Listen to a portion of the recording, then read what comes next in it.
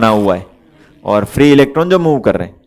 तो जब ये इलेक्ट्रॉन इधर से उधर भागेंगे तो क्या करते चले जाएंगे, रास्ते में कोलाइड करते चले जाएंगे, और कोलिजन के कारण क्या होगा, उनके अंदर अपोजिशन एक मिलेगा।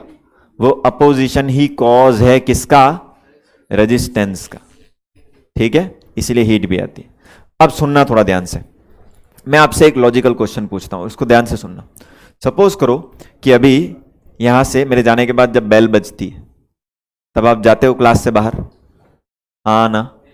तो आप एक बात बताओ, जब आप क्लास से बाहर जाते हो तो आप रैंडम मोशन करते हो जा रहे हो कि भाई पहले इधर से इधर जंप किया, फिर उधर गए, फिर उधर गए, फिर उधर गए, फिर उधर गए? ऐसा हो सकते हैं एक आध दो, पर मोस्ट ऑफ देम तो क्या करते हैं भाई, ऐसे इस रास्ते से जाते हैं कि नहीं जाते? अग्री कर रहे हो कि नहीं कर रहे? अरे यस नो? क्योंकि मुझे ऐसा लगता है कि इस रास्ते में अपोजिशन नहीं है, हाँ ना? थोड़ा ठीक लग रहा है? इस रास्ते में अपोजिशन नहीं है। अब हमने क्या बोला कि मेटेलिक बॉन्डिंग में क्या होता है, कर्नेल का तो लैटिस होता है। कर्नेल का क्या होता है, लैटिस। लैटिस समझते हो ना, कि मतलब ऐसा पूरा जाल बिछा हुआ है। किसका, कर्नेल्स का। कर्नेल्स क्या होता है, सोडियम में वो बाहर वाला इलेक्ट्रॉन हटा दो तो अंदर का Na+ आयन जो है वो कर्नेल है, Mg2+ जो आयन है वो कर्नेल है। ठीक है ना? तो ये कर्नेल क्या होंगे, ऐसे कोनों कोनों पे कर्नेल होंगे, और उसके बीच वाला स्पेस फ्री है क्योंकि लैटिस बना हुआ है। अरे हाँ ना? ऐसे कर्नेल कर्नेल से लैटिस बना हुआ है।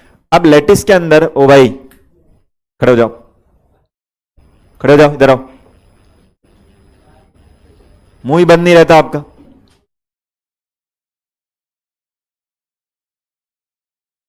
हाँ, क्या बोला था मैं?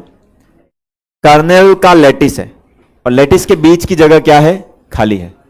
तो भाई इलेक्ट्रॉन ऐसा पाथ प्रेफर क्यों नहीं कर रहा कि जिसके अंदर उसको, भाई जाए ही नहीं ना, कर्नेल अगर उधर बैठा है तो इधर से निकले ना, क्यों जा रहा है उससे टकराने के लिए? Yes no? थोड़ी बात समझ में आ रही है कि नहीं आ रही है? भाई कर्नेल अगर उधर बैठा हुआ है और रास्ता उसको बीच में ऐसा दिखाई दे रहा है जो फ्री है मूव करने के लिए, तो फिर उधर से उसको जाना चाहिए ना। जस्ट बिकॉज इलेक्ट्रॉन है उसके पास समझ नहीं, ऐसा थोड़ी बोलेंगे।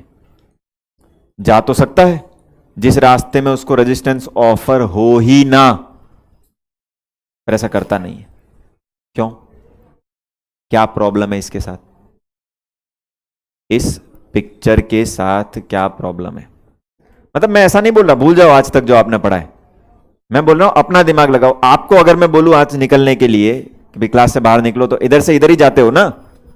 अरे हाँ ना? क्योंकि आपको पता है ये रास्ता अच्छा है निकलने के लिए। तो ऐसा दिमाग इलेक्ट्रॉन क्यों नहीं लगा रहा?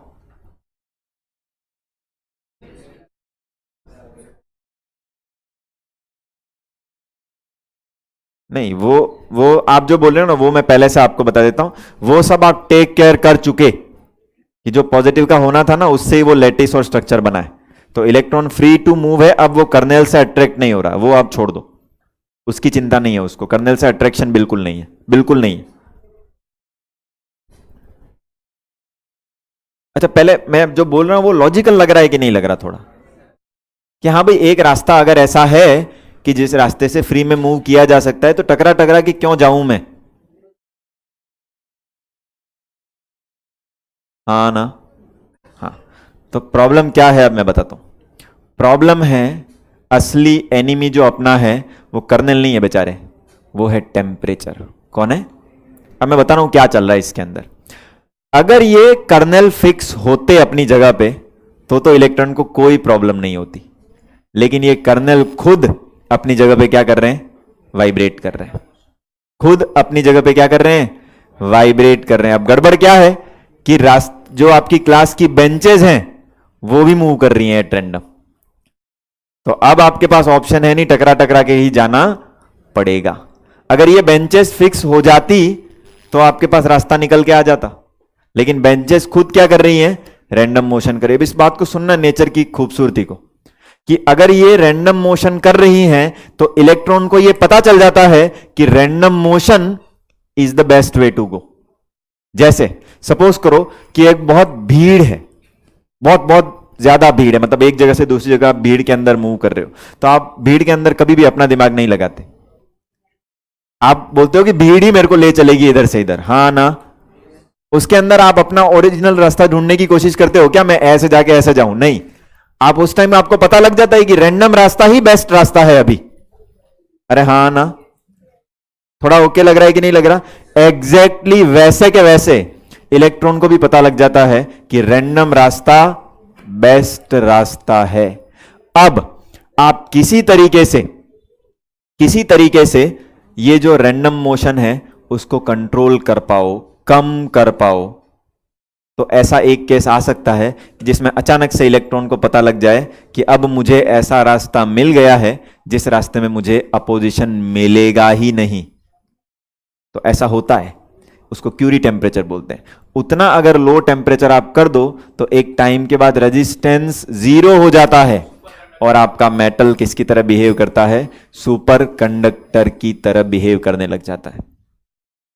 मर्क्यूरी के लिए कितना होता है, माइनस, पहली बात तो बोलना चाहिए। हाँ ओ भाई बात मत करो।